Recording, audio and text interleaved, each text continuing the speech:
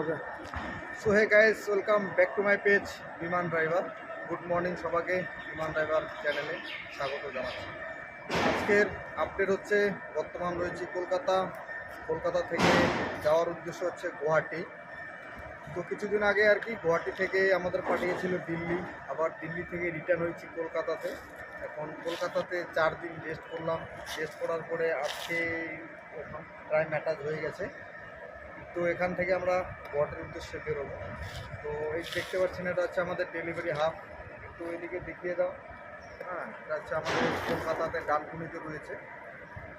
খুব সুন্দর কাজ, সবাই জানেনই।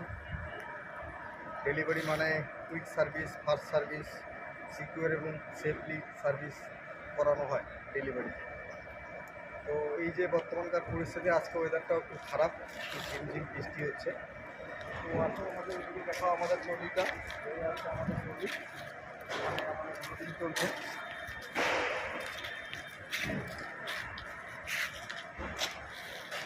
এখানে লোডিং চলছে, লোডিংয়ের কাজ চলছে। আমরা মোটামুটি এখানে 7:30 বাজে বেরোবো।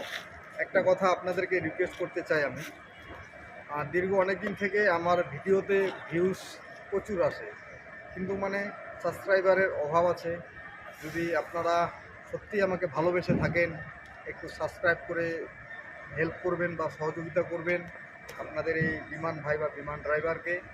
আপনাদের জন্য এত কষ্ট, বা দেশবাসীর জন্য আমরা এত কষ্ট করে থাকি এনি টাইম।